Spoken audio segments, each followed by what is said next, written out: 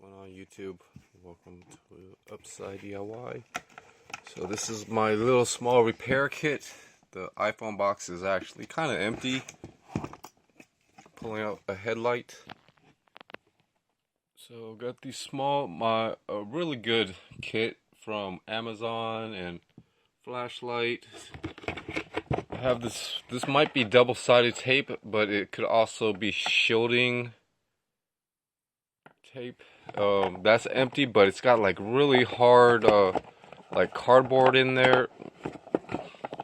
So it's this pretty random topic, but it's got like little small trays. I could put like a little small magnet, or work on small boards or something with this, and a voltmeter, and I've got like a template for like cable sizes. I think they use that to. I could use like wire strippers and cutters, screwdrivers. So I'm working on this kit. I'm going to probably add those things and a small magnifying glass. And there's going to be a few more things that I'm going to add to it. But this is like a DeWalt. I actually have a DeWalt bit set, but a lot of it I have a lockout or a security lock, but that right there is more for construction. There's hex, or not hex, but square bits, and that was pretty much a good deal. I have pretty much random like small Allens or a few other small toolboxes, small screwdrivers, tire inflators for bicycles. So, but this is where I'm kind of putting most of my random good tools. And then like right underneath it, I've got pretty much just random hardware that I'm still sorting out, like connectors or rivets, fuses, or just random earplugs, or just spray can type of tips. Just just to let you guys check that out. And pretty much up here I put the painted suitcase. I got most of my electronic parts, not parts, but just electronic. So I guess I made a good term for all this stuff. It's called like a retro computer room, but I've got other boxes and pretty good other boxes and storages that I could actually. Well, yeah, I put all my laptops right here. All the old ones. But yeah, well, I'm going to clean up, basically, have this small area. There's a lot of, different situations and devices and things that I'm working on for basically repairing computers, or just taking apart electronics for spare parts. And you guys saw this USB port, charging port. So that's going to be if I don't really have the original, like cables or something, and I use like I don't even think they call it cable. It's like a charger, the original charger. And then I kind of keep my other, I guess, shock case for my phone right there. So pretty much I started like my channel. For now I'm just kind of working on some of the electronic tools. I'm actually trying to clean up these small Phillips, I guess. This is, oops, you can't, I wasn't, well, I'm trying to actually just clean up and file and sharpen up a few Phillips, small Phillips. These things open really small or nice, devices. Or so I cleaned up the small motor, and still prepping this case. I got the thermal tape. I can make my own thermal tape with just duct tape, some silver or gray tape, and kind of. But it's been taking me a while because I started to put this together wrong. I started to you know, like use crazy glue and foil and things like that. And uh, yeah, there's with you know, oil or alcohol, isopropyl alcohol. Oh shoot, I think, oh, here it is. So I had to repair pretty much some of these ribbons. I actually saw some of the flex cable or some of the orange or it just started to come off for a little bit and show some of the metal traces. So you know, and also the motor, I had to repair the motor while trying to you know, uninstall, you know, the motor started to pull out, and then the rubber you know, and I got to kind of see and then I crazy glued it and things like that, whereas the foil actually stuck to the bottom real nicely, so the whole, so you know, so the and then, you know, during a few attempts, I also crazy glued the top of the motor to the rubber, so this thing was breaking into pieces, and then I actually used some electrical tape, some patience with pretty much toothpicks. I also coated pretty much toothpicks with crazy glue just so that they'll last a little longer, become a little harder or something like that. But I actually repaired this yesterday. These parts, this motor is from Amazon. So I would, you know, if you're really, if you have the time and really into repairing electronics, try to find your own parts or like a pretty good, cheap, you know, company that resells electronic parts. But Amazon sells these for $15.99. So things were getting a little over my head, buying the new display and you know, but yeah, I just had to re-prep these components. I also added like crazy glue, so I'm really learning quite a bit of pretty much the right way.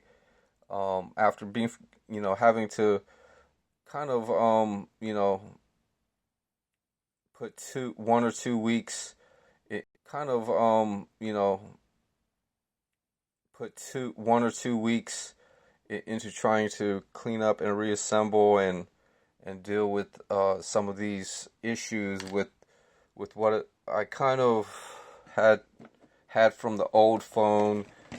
It wasn't too bad and things, but I one of my main problems was figuring out the pretty much most of it's pretty much thermal paste or adhesive and actually reassembling and just going back and looking over things, trying to see all the small details of the old broken or it still worked and stuff. You know, powered on and all that.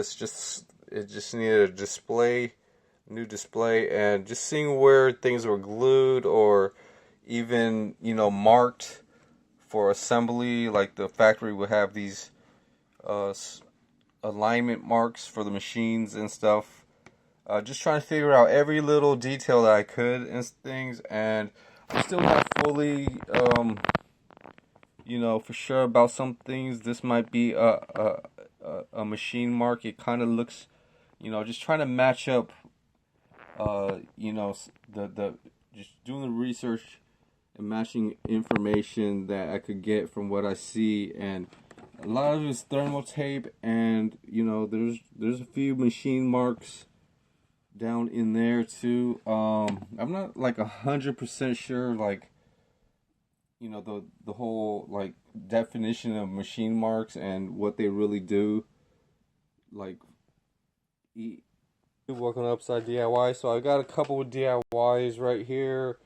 I'm putting together my the boots and stuff. I've got pretty much some random you know, things to reset, pretty much some of random things to resort out with the electronics tools, and even some more DIY to really prep up the parts and stuff. I use crazy glue to coat the flex ribbons, make them more intact, and repair any just make it stiffer and things like that. So that worked really nice. So actually was using, so with every electronic type of repair, having some super glue is pretty good, and just the rest of the materials like thermal paste or even double-sided tape. So I'm still waiting for the double-sided tape, but for now, yeah, I'm just catching up on some of these. I still can assemble a few things. I could actually clean old thermal paste and things like that, but yeah, so that's just basically, and I could get rid of some change up some ideas or something, and basically put a few things away, because I soaked these parts in alcohol first. So I was soaking them in like a plastic tray of alcohol, but yeah, and then things were pretty clean and dried eventually, and either or evaporated, and then I just basically used a drop of crazy glue. Some of these parts were already kind of like held together by crazy glue from how I was.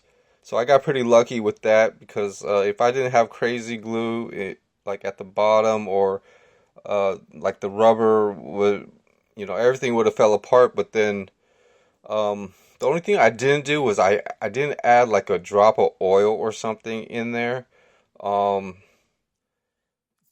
help, just in case. But I basically had to wiggle a few things, fully wrapped some electrical tape, and then made and nudged a few things and solved a couple places to put a drop of crazy glue.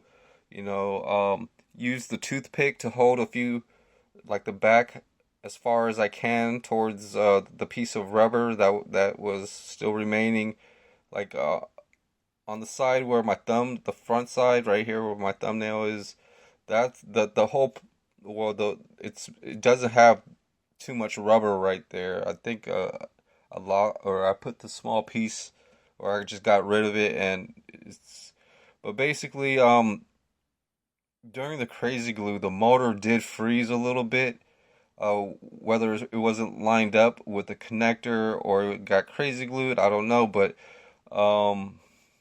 yeah, I just basically so that was like the second or third drop of crazy glue, and then I basically just had to turn the motor to make sure that it just kept turning, and I didn't really worry about too much of it still turns, kind of like something like that. It should be that like that. It's just weird how some were, but yeah, just here's the toolkit part 2. Which has most of my tweezers, and I could actually add a lot of these, but I'm probably gonna add a lot of these, like pretty much keep all of or most of my tools in this, because the small case is just going to be for other random stuff like tape and thermal paste for assembly and stuff like that. So yeah, and then